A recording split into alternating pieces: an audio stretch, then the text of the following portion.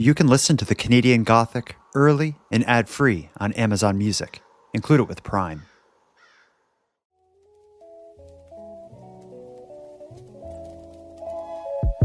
You are listening to Keep Canada Weird.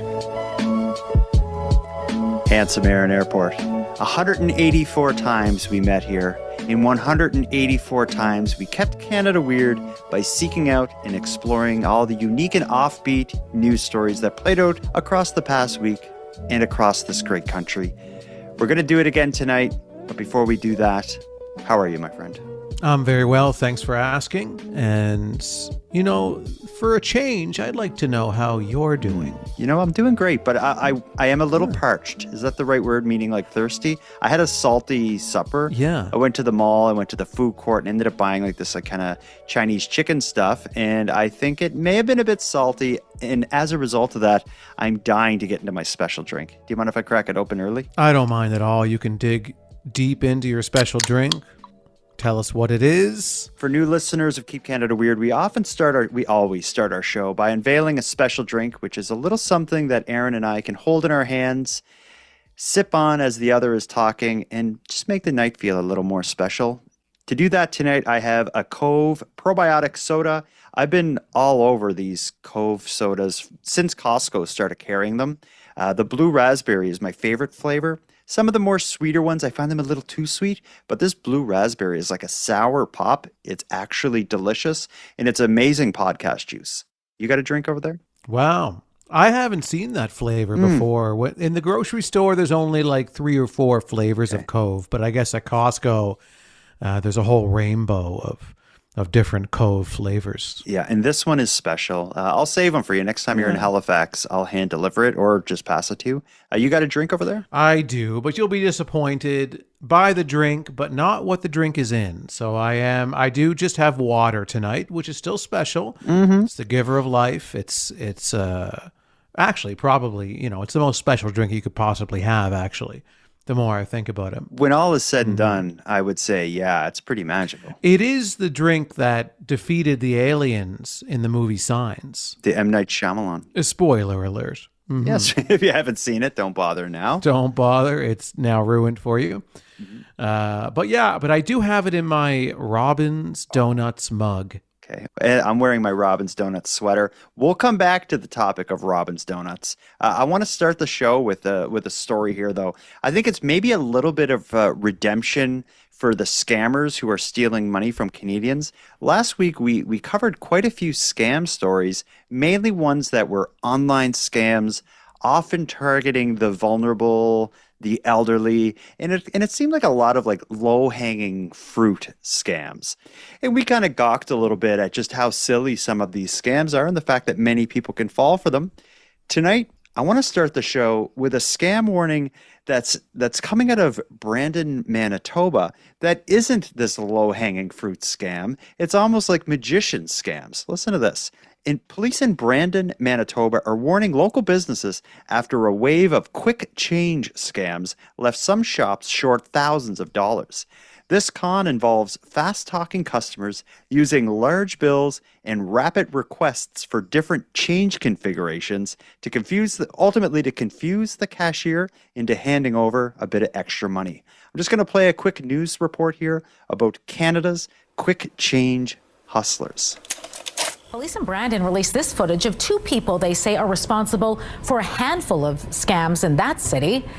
Typically, a customer will try to purchase an item with high denomination bills, and then while the clerk is making change, they'll start pulling out other large bills and ask for different change. Brandon police say some of the losses have been in the thousands of dollars. What you need to watch for is that scammers often use high denomination bills and they request change for smaller ones. They may ask for a series of change-related requests in quick succession to distract and confuse the teller. The goal is to make the employee lose track of the transaction and accidentally hand over extra money. Police say if the transaction is becoming overwhelming, it's best to pause and call over a supervisor, and you should always count out change audibly. The 2 suspects from the surveillance video are likely traveling, meaning you should be on your toes even if you're not located in Brandon. Yeah, so I guess that's a bit of a PSA. Although it's coming from the Brandon, Manitoba police, this is something that must be, or could be, or is about to be affecting Canadians nationwide. Let me ask, handsome Aaron Airport, would you fall for the quick change scam? Could someone confuse you by just yelling out numbers and throwing bills at you, I guess? I would imagine anybody would be confused by that, no matter what your, counting skill level is. It's especially when, but it's kind of,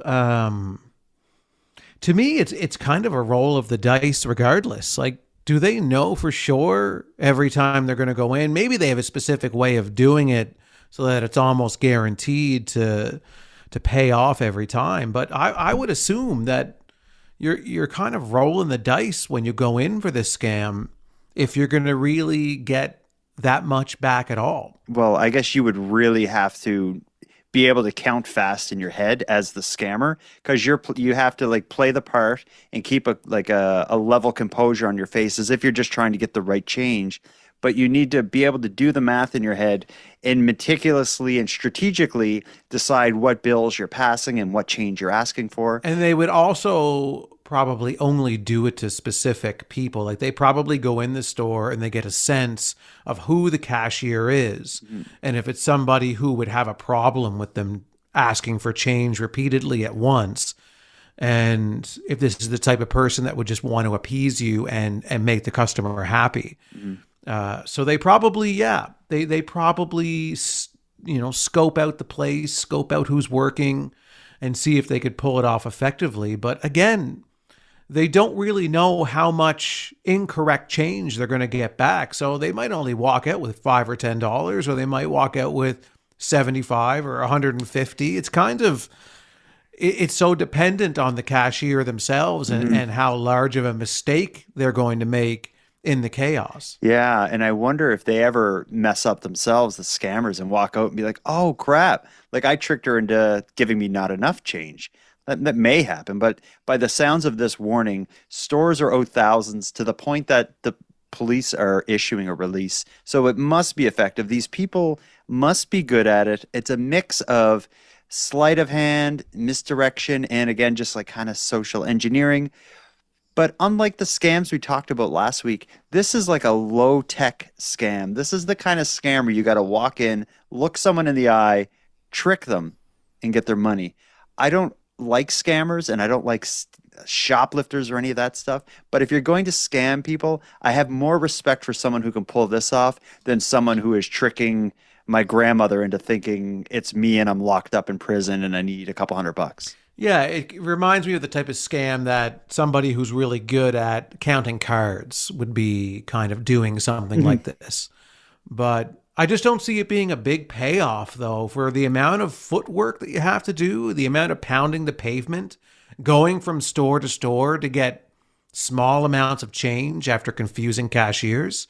It seems low rent to me. I don't know. How do you feel? Same. Is the juice worth the squeeze? If you got to be walking into the store, getting yourself on surveillance camera, winding up on the news and all this stuff like these two fellows are, I'm surprised to see this scam being used in this day and age of technological scams. This one seems a lot more work and there is some skill required. But then again, in some parts of the world, pickpocketing is like an art form. Mm-hmm. And that's even more like old-fashioned and low-tech than this. There is a bit more respect for the pickpocketer that I have. Somebody who's good at sleight of hand and can bump into somebody, distract them, have them looking at this, and then taking their wallet with the other hand and them not even noticing until they go to pay for something later on. And there's a lot of skill to that. And although I don't encourage people to do it, but I do respect it in terms of its skill level. So, but with this scam here, what works well for it, now that it's kind of more publicized that it's happening, that might go away. But if you get caught doing this, you can easily plead ignorance. Like, well, I just asked her for change and she gave me the wrong change and I didn't notice. Yeah, exactly. And I'm sure that would work. I guess they would have evidence that you did the same thing at 8 spots or whatever it is. But if you just get caught Right. at one and the police aren't able to put it all together, it said in that news clip that they suspect these people are traveling by crossing, provincial borders and doing it from, amongst different police forces. That would probably make it so that if you did get caught, it would be a lone isolated incident. You could be like, oh my gosh, I'm so sorry. Like, I didn't even realize. I am an idiot about math and I didn't know. Yeah, this almost reminds me of someone who kind of does crimes like this for the thrill of it and not necessarily for the payoff. I wonder. So they're doing this, and even the picture of these two gentlemen, They're not they- gentlemen, though. They're pricks. you don't know that. I'm sure they're They pricks. could have held the door open for somebody on the way into the store. Yeah, that's true. So would you say they're not gentlemen because they steal? You can't be a gentleman? I don't know enough about them, but being a betting man, I will bet you they are not gentlemen. Well, But go on with your thought. okay. So they look like they're dapper, handsome, dashing gentlemen. That's just what they look like. I'm not saying who they are, but Yeah. that's what they look like. So you wouldn't suspect these two to be pulling these types of low rent scams with cashiers in stores. So that's the interesting part of it too, which makes me lean even further into my theory of that they're not doing this for the money. They're just like, let's go hit up a couple stores and see how much we can get for fun. Yeah, you may be right, and that would actually make a little bit of sense. But you may not be able to make sense of some of the other stories we have to cover tonight. There's been a lot of weird news playing out in Canada over the past week. When we get back from our first break, we're going to go through two what the F stories that both involve animals. We're going to do dogs and deer after this break. Handsome Marin Airport, any opportunity to mention my dog, I will. I have a beautiful, now 9.5-month-old dog named Penny. She came to me from the Bahamas, and she's the love of my life. She has puppy dog eyes. She loves getting scratched. She adores treats. And every so often when I'm on the couch editing this podcast, she will lay on my feet and just kind of look over towards me thinking, I love you, Dad.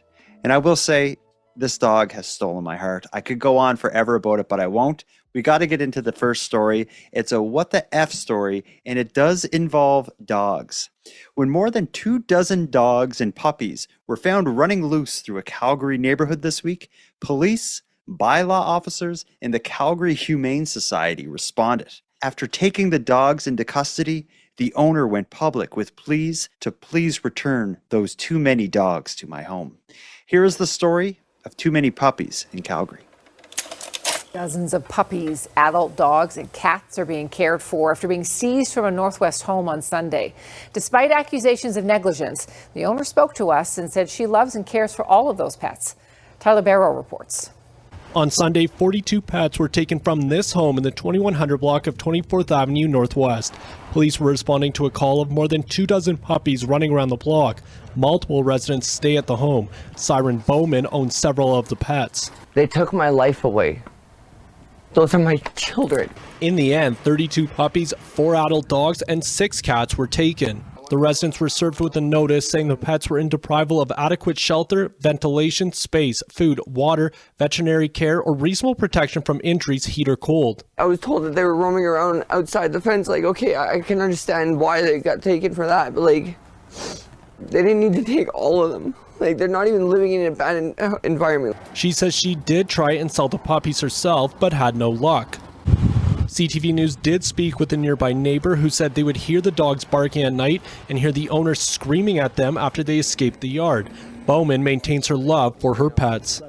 I'd do anything for them. I would never let them put any kind of harm to them. After spending the past few days at an off-site clinic, the pets will be transported to the Calgary Humane Society by the end of day Tuesday. The Humane Society and the Calgary Police Service are investigating the matter. Only a few cats currently remain at the home. That little piece at the end sounded like it was like a separate news clip that was added in. That wasn't my editing or anything like that. It was like tacked on at the end of that news report. I wonder if they felt it relevant to include that for some reason. But anyway, this story is a part of our commitment to cover any cat or dog story that's in the news in Canada, for better or worse. This one is a little sad because that person does sound brokenhearted, but it's also really weird. It seems like it's sort of like a rooming house. Like this house, it mentioned in the news clip that it was multiple residents of the home. The video shot inside the home makes it look like almost like a bit of a hoarder situation. There's still several cats kind of like walking around as the owner is saying, those are my children, they took my life away. But when you think of it, they took 42-ish pets, most of which were dogs. Could you imagine a house with several roommates and 42 pets? That's an obscene amount. Yeah. Someone has to step in. Someone has to step in. I feel really conflicted about this story because usually when I see a story where animals are at risk, their health is in danger, they're kind of being... We covered a few stories on this podcast about animals being taken away from a home. Yeah, where recently it was all the snakes. Too many animals in there. They're neglected. Those types of things. Those situations, and I always 100% side with the animal, and I curse the owners, and I want them jailed, and just whatever other punishments we can throw their way. But this individual seems like they're struggling, and it seems like I don't think that they're intentionally neglecting the animals. I think they're just probably not capable of taking care of themselves or the animals, and things had gotten out of control. She does seem to show a lot of genuine care and love for the animals. It's just that she just doesn't seem capable of giving them a proper home. And yeah, that's a very mature take on it, and I agree 100%. This outcome of the dogs and animals being taken away is probably the right choice. Right. But I will say this, and I've been wanting to say this for a while, actually, and I hate to do it now. I should have done it before when we recorded, but the way you talk of Penny, your dog, and you refer to Penny as, you just said, Canada's sweetest dog. My angel. Your angel. But you keep referring to Penny as being the best and all of these things. And I think it's starting to get to a point where it's offensive to other animal owners that you're suggesting that our pets are less than Penny. Are you suggesting like a Keep Canada Weird cutest pet contest? No, I'm suggesting we all love our pets equally. And I do talk about Ken, my cat, sometimes on this show, but I never refer to him as being the best cat in the world or the best cat in Canada. He's my cat. I love him. I wouldn't trade him for the world, but I'm not going to downgrade anybody else's love for their excellent pets. I think we should treat them all as equal. Okay. Keep in mind that I'm a new pet owner, so I'm learning a lot of this as I go, and I'm glad I have you to let me know where the line is, because I will check myself before I offend someone else who loves their pets. Yeah, you cross a line a couple of days after you got Penny. Okay. And then I've been getting emails from the correspondents, and they've been talking behind your back about it. Shit. It's that bad? Yeah, it's that bad. Okay. Yeah. All right. So I'll edit all this out, but yeah, thanks for telling me. okay, yeah, I edited all this. Okay. Yeah. Let's forget that. You're just gonna edit in me going, I love Penny. Penny is the best. Let's get to the next story. This one involves deer, and this is topical for me because for whatever reason, I think it's because there's a chestnut tree outside my house. Every night you can count on 5 deer being on my front lawn chewing on chestnuts, and my sweet dog Penny, who I love and makes my life, she enriches my life. She's in the window barking at the deer. But anyway, this story is about deer, but not the deer that Penny barks at. In Edmonton's West End neighborhood of Glastonbury, a herd of metal deer statues have been quietly disappearing. Over the past year and a half, 5 beloved public art pieces have been stolen from local parks. Here's the story of the stolen deer statues in Edmonton. Guinevere Park in the southwest community of Glastonbury used to feature several prominent deer statues, but recently the statues were stolen. Surveillance footage on the morning of September 20th shows 2 people lifting the statue up into the back of a red pickup truck and driving away. The theft took just minutes. This is not the first instance of these thefts occurring in the area. Footage from the same camera captured another statue being taken in March. Gary Boehm with the Parkland Neighborhood Residents Association says the statues were what made the park special for residents. You always see kids around hugging them, having pictures taken on them. So they're very much part of the community, much part of the social part of the community. Guinevere Park isn't the only area where deer statues were stolen. Just down the road at Parc Le Cerf, which literally translates to Deer Park, a deer statue was stolen right in this exact spot. Now the association says these statues are anchored down by steel rods, meaning those who stole them went through a lot of trouble to do so. The thieves actually came. In some cases, they knocked them over. Some, they actually cut the legs off to take them, we assume, for scrap metal. Boehm says the association made the call to remove remaining statues to keep them safe over the winter, with planning around visibility and future locations before they're brought back into the community. Edmonton police are aware of the theft at Guinevere Park, saying they continue to investigate and encourage anyone with information to contact them. I guess this is the latest entry in our ongoing series covering crime related to scrap metal. Because we get into this quite a bit, right? Oh, it seems to be almost every week. Somebody is stealing a small amount of metal to sell for a small amount of money. Yeah, they didn't say, I think this news report really missed the point. And they didn't say what they were made out of.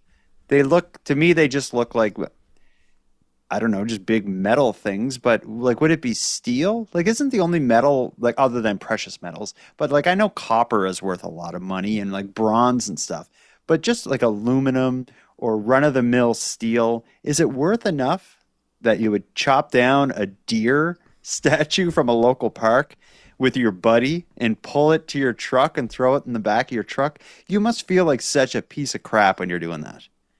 I don't think so. I don't think they see the value in the deer statues in sense of how the community views these statues. I think they just look and say, let's steal those dumb statues. We could sell that for $40. Yeah.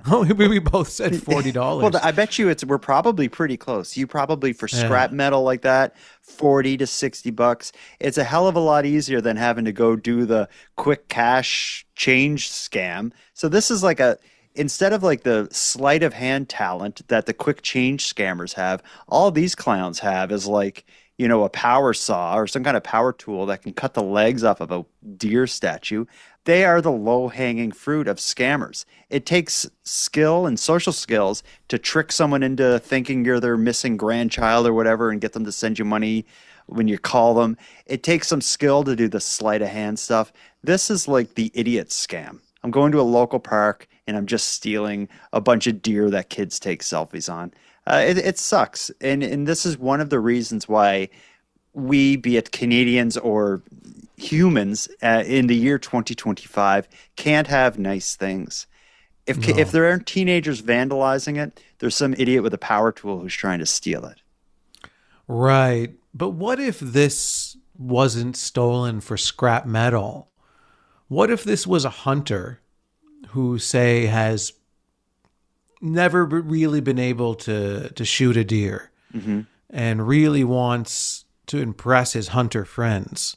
Okay. And they're like, you'll never shoot a deer. You're terrible. You're the worst hunter. And he's constantly being humiliated. And so this is his way of there is some deer I know that can't run from me. Mm-hmm. And then he goes and he steals these and then he brings them to his friends. And he's like, I got the sweetest game of all.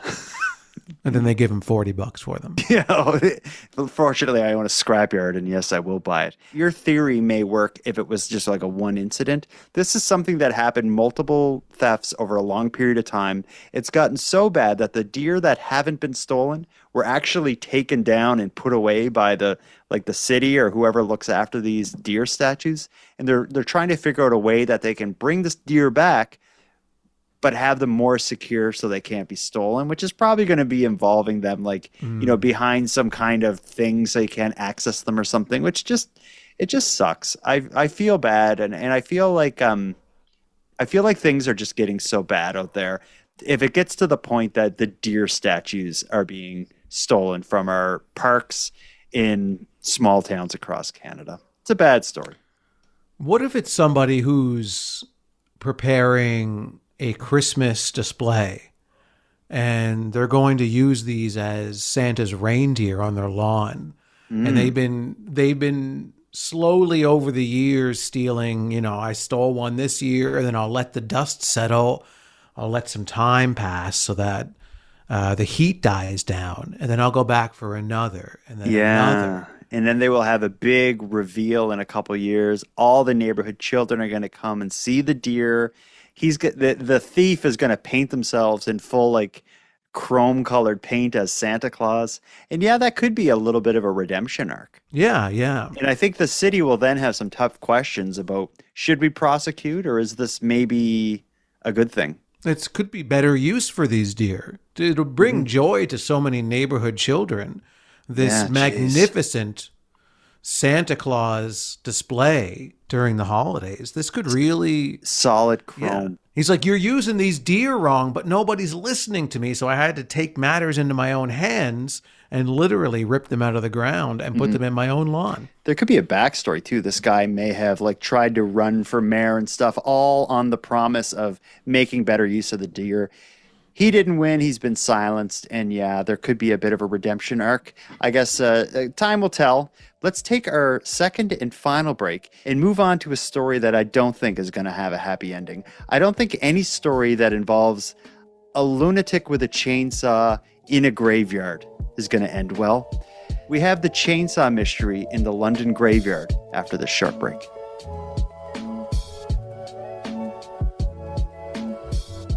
Handsome Aaron Airport. I guess this is going to be a bit of a Keep Canada Weird Halloween story, because how could it not be a Halloween story if it involves a mysterious person with a chainsaw in a graveyard in London, Ontario? But that's kind of where the horror ends in the story. Let me tell you what happened. When staff at Woodland Cemetery in London, Ontario arrived to the grounds this past Saturday morning, they found a grim and equally baffling sight. 2 trees, including one planted as a family memorial, had been cleanly cut down overnight with a chainsaw. No one knows who did it. No one knows why. Here's the story of the chainsaw mystery in a London graveyard. It's a place of peace and quiet reflection, but that peace was shattered by the buzz of a chainsaw when someone laid to waste healthy trees and shrubs growing amongst the gravestones at Woodland Cemetery. First I've heard about this. That's terrible.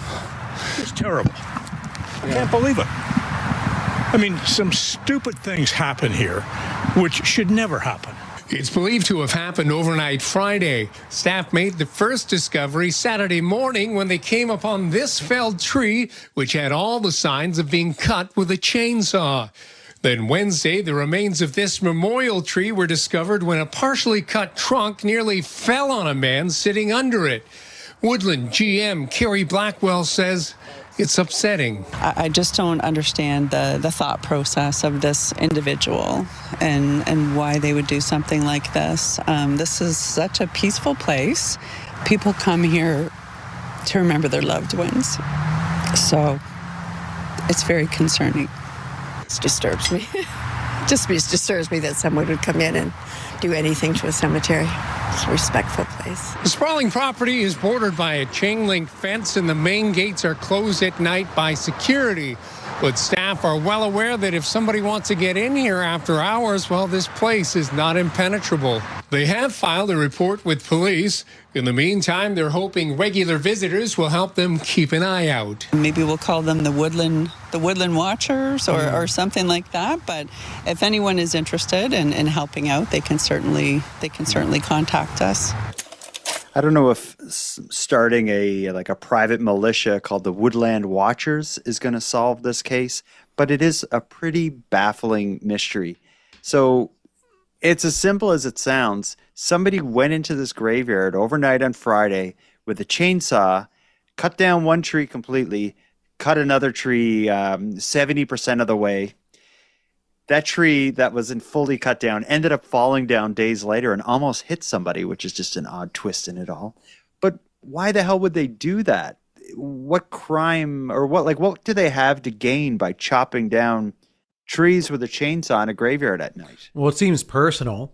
Some kind of a personal vendetta against the graveyard or somebody in the graveyard. So what I would do is look at the graves that are next to the trees that are cut down. They did say one of the trees was a family memorial tree. Like you could plant a tree and use it as, I think this graveyard offered a service where not only could you bury someone and have the headstone and stuff, but you could also sprinkle ashes and such. So I think you could have a tree and sprinkle some ashes around it and use that as a resting place. So yeah, you could be onto something. It could be personal against someone buried or laid to rest there, or the organization themselves. But I feel like if you wanted to attack the graveyard, let's say they charge too much for a burial plot and you're mad at them or something like that, I feel like bringing a chainsaw in at night and cutting down a tree is just a weird way to do it.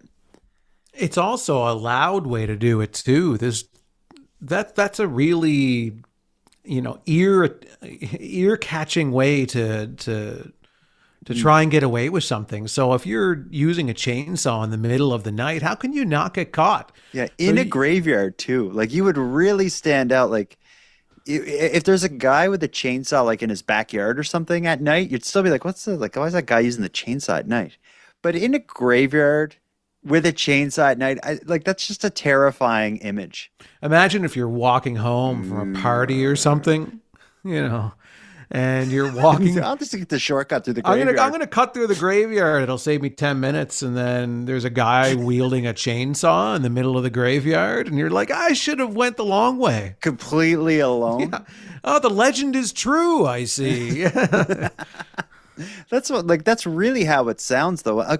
The feeling that you would get, to talk back to or to call back to something we talked about earlier, the weird feeling you would get being the people stealing the deer statues, how crappy you must feel, I would hope, doing a crime like that. Imagine how you would feel sneaking into the graveyard. You have a gas can and this big chainsaw. It's 4 a.m. You're climbing the fence with your chainsaw. And you don't want the wood chips to get in your eyes, so you wear a hockey mask. Yeah, just that. I would have to wear the hockey mask regardless. It's the only accessory for sneaking into a graveyard at night with a chainsaw in October. Yeah, next time they try to cut the trees down, they're using a glove with knives on the fingers. I'll use this instead to be a lot quieter. Yeah.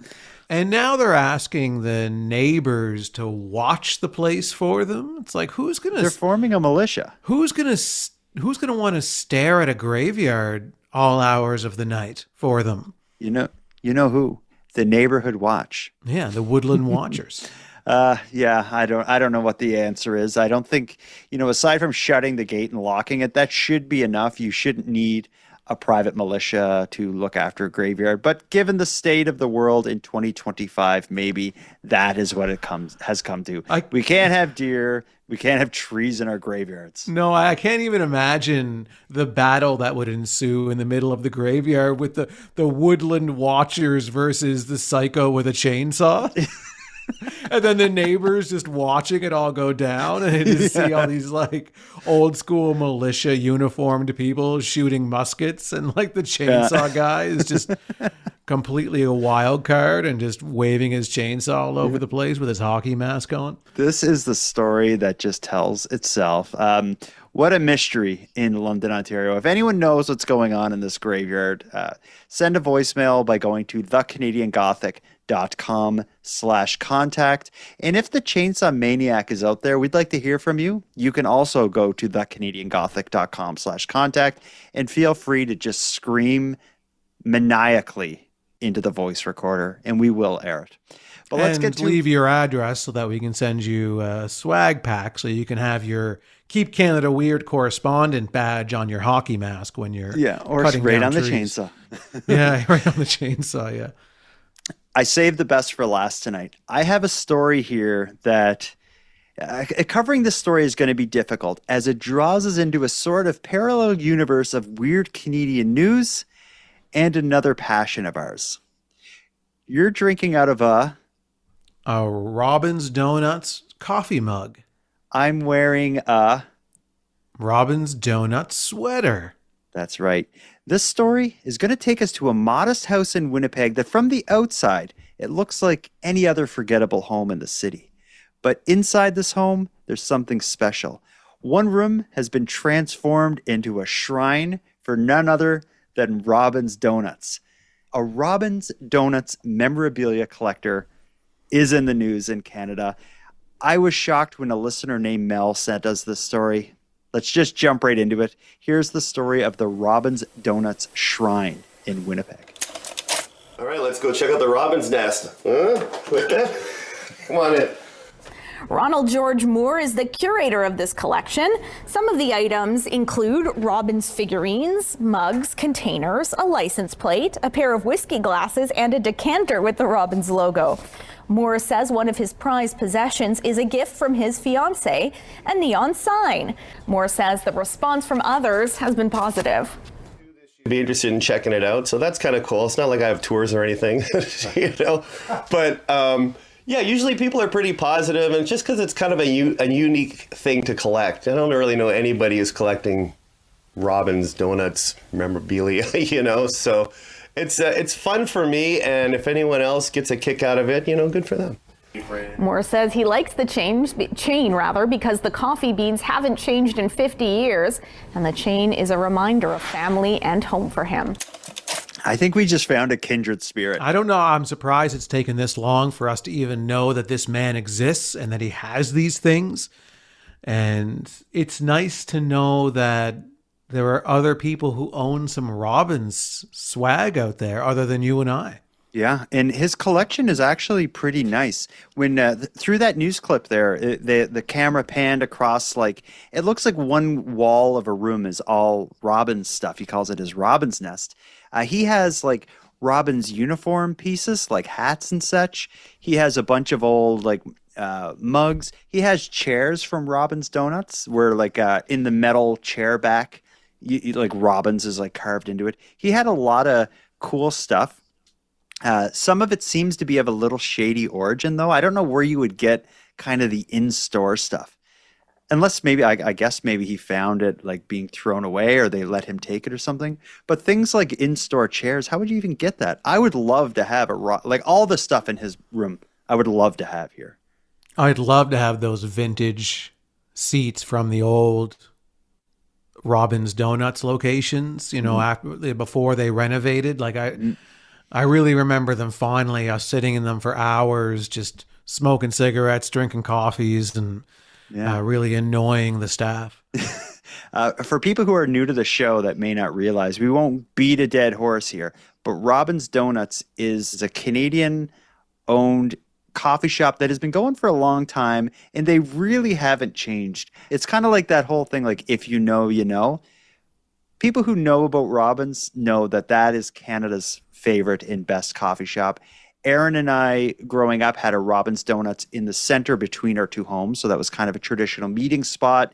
I hung out there all the time. I think it was open 24 hours, so I would be there all night. Yeah, it used to be, yeah. And I'm lucky right now to live very near, within spitting distance of several Robin's Donuts locations. I have one just around the corner, And there's 2 or 3 a short drive from here. So it's I'm really You're happy very about lucky. that. And also on this show, on Keep Canada Weird, we had listeners send us in Robin's Donuts ads that they would make a while back. This was probably around like episode 120-ish or so.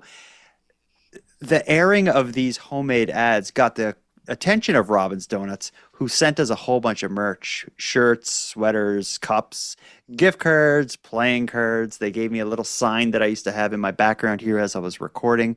We got to get in touch with this guy who has the Robin's Donut Shrine and do some kind of collaboration. I'd like to send him stuff because I think we probably have stuff he would really like, and he has some stuff that I would definitely like. So I'm going to try to get in touch with this guy. Can you imagine if we could get a picture of you, me, and him together, all wearing Robin's Donuts gear? No one would care. I could probably die after that. I think that'd be it. But it's like, I think with this story, I don't want you to die after that photo.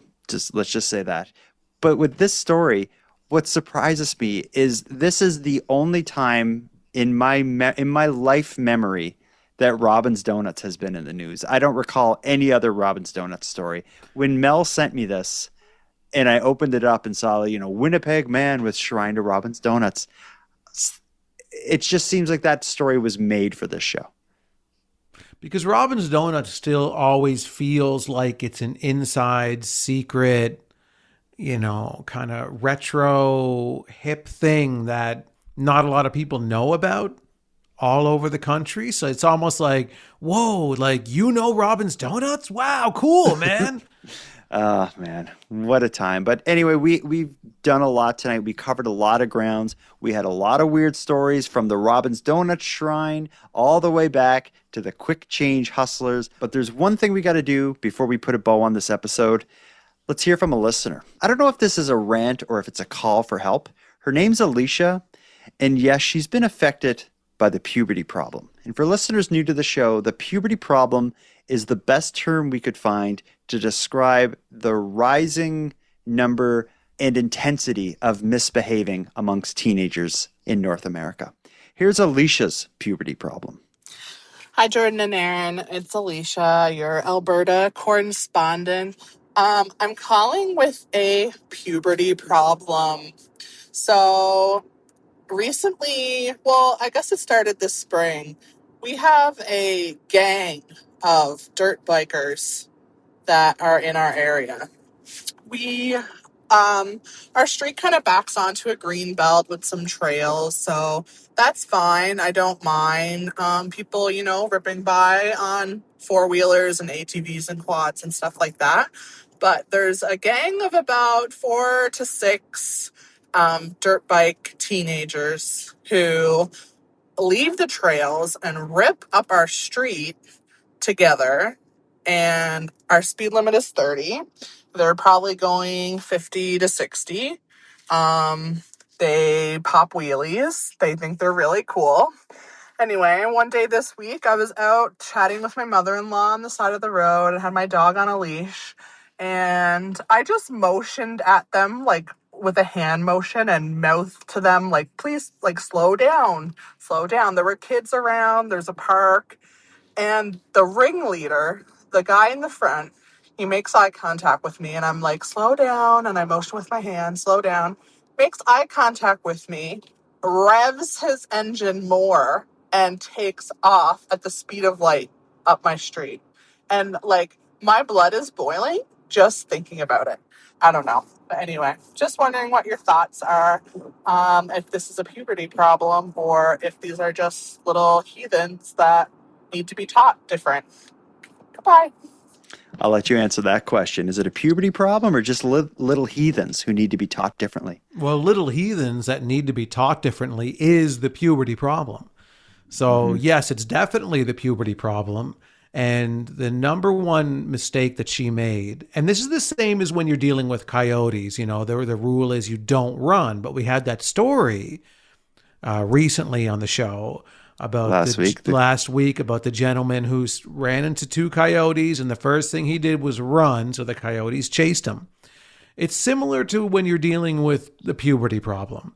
So when you encounter teenagers breaking the law or causing mischief in your neighborhood, the last thing you should do is say or do anything to them, because then that's just going to egg them on and make them want to do it even more. So all you can do is just stand there and take it. And then call the police if you want. Yeah, I think all things considered, I think she got off pretty easy. She motioned and mouthed, slow down. I thought his response, that ringleader, I thought it was going to be a whole lot worse than revving his engine and taking off out of there. I thought he was about to spew some nastiness towards Alicia, and thank God he didn't. Yeah, no, the thing is that he was just sending her a warning, and he said, listen, me and my buddies we're going to go as fast as we want on our bikes, wherever we want. And if you got a problem with that, I am going to, send a little warning rev of my engine. But if you cross my path again, please be reminded that I'm riddled with puberty and I'm going to do something far worse next time. It's a big problem. Yes, Alicia, it is a puberty problem, and these are little heathens that need to be taught differently. And this is not your battle. What you need to do is, as Aaron said, just take it. We don't know what the solution to the puberty problem is. The media's been silent, with the exception of Keep Canada Weird and the Canadian Gothic. It doesn't seem like help's coming anytime soon. No. And yes, it only seems to be getting worse. No, our hands are tied because they can't be punished. There's nothing the police will do. And doing something actually makes them want to do it even more. So absolutely, just go back into your house. And when you run into them in the grocery store 10, 15 years from now, like, you can do something about it then. Wait for then. When they're fully grown adults, they don't have puberty anymore, and you'll be able to physically assault them at that point. I think now our work is done. Handsome Aaron Airport, how was episode 184? Do you feel like we contributed to the betterment of society tonight? Yeah, we brought more awareness of Robin's Donuts. We helped some listeners with the puberty problem. And we did some other stuff, but I'm drawing blanks right now. Let that be the end. Handsome Aaron Airport, until next time. Jordan Bus Stop Backhoe Bonaparte, until next time. I think we really should work on a script that the story involving the chainsaw at the graveyard and the nighttime watchers and all this, I think that forms a good basis for like an 80s throwback horror movie, and I think we're the two guys to write it. Yeah, I think we are. And we'll sprinkle some Robin's Donuts in there too. And well, it would be product placement. It'd just be like as someone's getting like attacked or running, they have the cup in their hands. And well, I think the Robin from the logo, the bird, is a character in the show. Oh, I like it. Yeah. I like it. And never explained why he's 7 feet tall and 300 pounds, this giant Robin. Well, think about this. You hit a human being with a chainsaw, it's going to do some real damage. But if you hit like someone in like a mascot costume, all that weird fabric and stuff would just get caught up in the chainsaw, gunk it all up. I think the human within the costume would be fine. I think the chainsaw would be a mess. No. He's not he's not a human. He's a giant. He's a giant like monster Robin bird. With a chainsaw or like separate entity? No. Okay. No, he's got a different storyline going on altogether in the movie. There's a lot of storylines in the movie, and the chainsaw thing is only one of them. Okay, all right. Yeah. There's also a giant Robin. Like a literal just destroying cities around the world. Dropping Robin's eggs all over people's heads, crushing them to death. I think it's solid.